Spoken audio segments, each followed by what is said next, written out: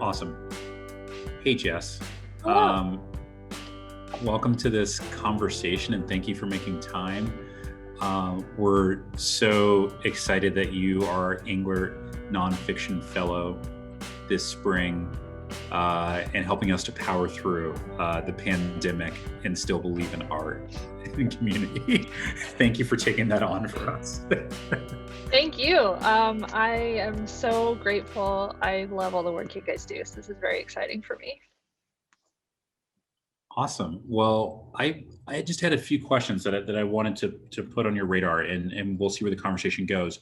But I wanted to start with this amazing quote that you have from the essay that you wrote for us as you were thinking about being part of this fellow program.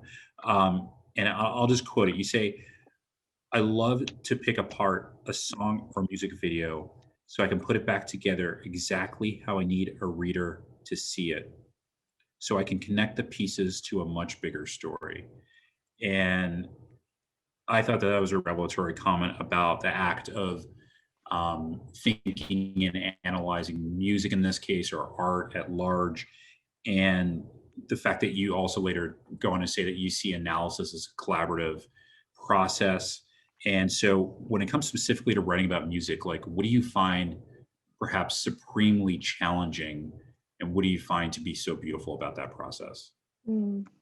I mean, the notorious thing is like writing about music is like dancing about architecture, right? That's like the very infamous quote about writing about music. And I think what that gets at is that it's so hard to put to words something that doesn't have words or something that can't be expressed very accurately in language. And in the excerpts that I gave you guys, the actual like essay that I sent in, I think there's very little description of the sound itself, which is something that I've been thinking a lot more about as I've sort of gotten more into writing about music and different parts of it, right? So that I mentioned the music video stuff. I think it's been really interesting for me to look at the stuff around it.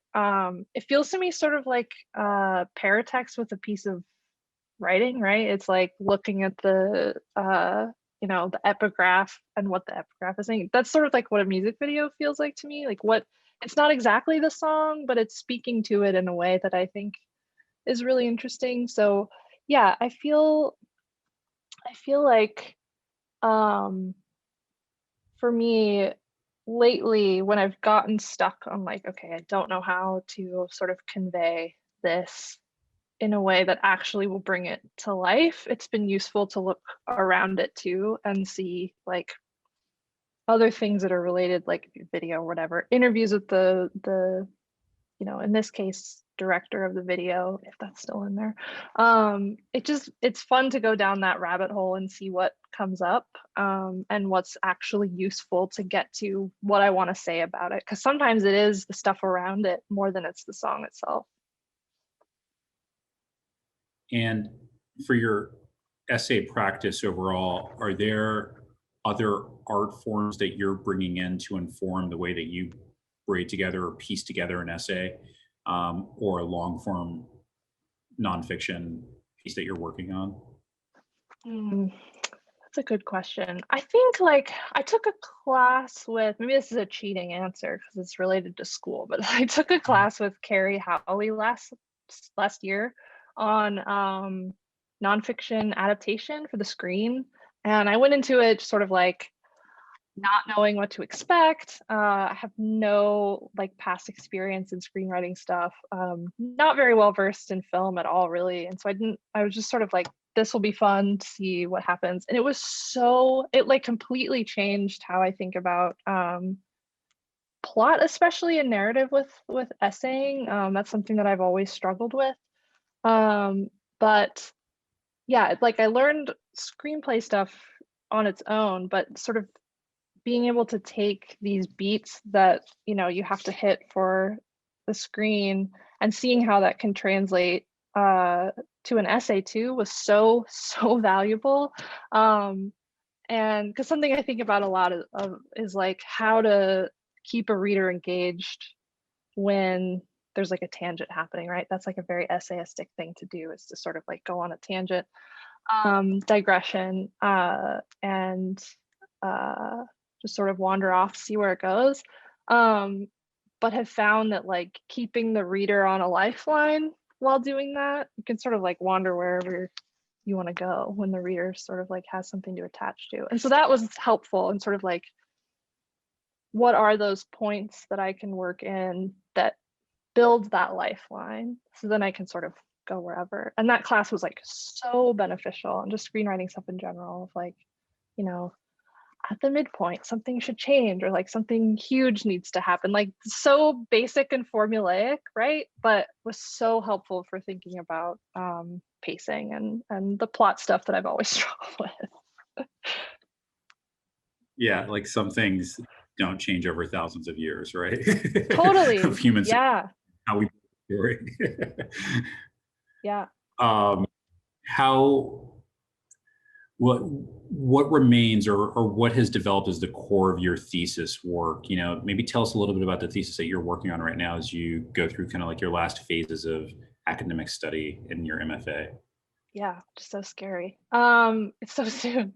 So when I proposed this a year ago, it was so different, which I think is always the case. Just like when you're writing the proposal, it feels like it's not going to be the case. It's like, no, this is totally it. I'm not going to change my mind. Basically, the scope was much, much bigger, and what it is now was condensed to a chapter. So now it's focused on this church group that I was in undergrad, or Campus Crusade is what it was, not technically a church group, which at first was just going to be like a chapter of it. And then I realized there was way too much there to do in a chapter, and there was so much of what I wanted to say was condensed in that experience, or happened in that span of time, could be reflected in that span of time. So yeah, it's these couple of years in undergrad that I spent in this group. Music's involved because that was sort of my illicit interest. I was like obsessed on the side, and felt like I wasn't supposed to, kind of wasn't supposed to, and sort of like how those two things interacted with each other, and like kept me in this group that I maybe didn't want to be in, but didn't know how to not be in it.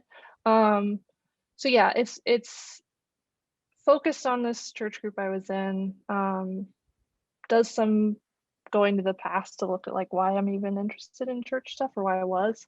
But for the most part, it's spanning that fairly chronologically. I've interviewed some friends who were in it with me, which has been really interesting, incorporating their interviews and sort of their perspectives of it, which I sort of had an idea of, but a lot has come out of that I didn't know about, or their feelings about it were very different from mine, which has been really interesting. So I think these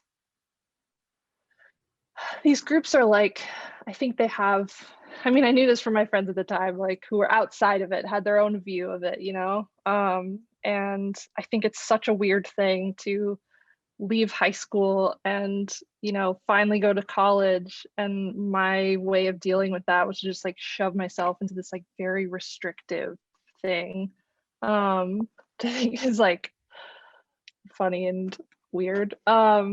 But I was not the only one too. Like there was so many of us that was sort of why, you know, we were like afraid of what it meant to be just sort of on our own, and didn't know what that was supposed to look like. And so we just like put these super harsh restrictions on ourselves. Sort of how that both was and wasn't about church or religion at all, I think is something that I'm really interested in. Well, you moved from, you know, your high school life or life up to that point to college. You found yourself drawn to, you know, the Christian campus groups. And now you've made this jump where you've come from another chapter of life and you've come into, you know, an MFA program. How, just as a person, has your emotional or just, philosophical response been different to that shifting? Like, how are you finding yourself change over time as you shift to these different, real important chapters of your life?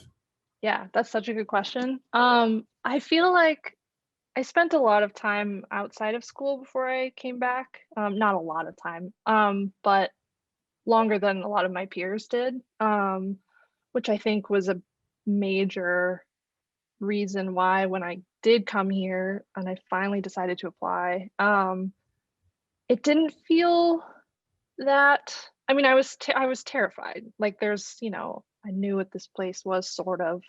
Um, I was very nervous about that, but in the sense of like sort of going into this new thing, that felt less intimidating than like, I mean, I moved halfway across the country this time too, and I did not for undergrad. I moved an hour and a half away for undergrad. But I feel like I, I mean, spoiler alert, I left the group. Like I'm not a Christian anymore, really. And I think sort of that finally making that call and being able to do that sort of took away a lot of what was holding me back was like what I felt were expectation. And so once that first layer of it, which was like being in that group and that world, it became easier to sort of allow that to happen in other aspects too.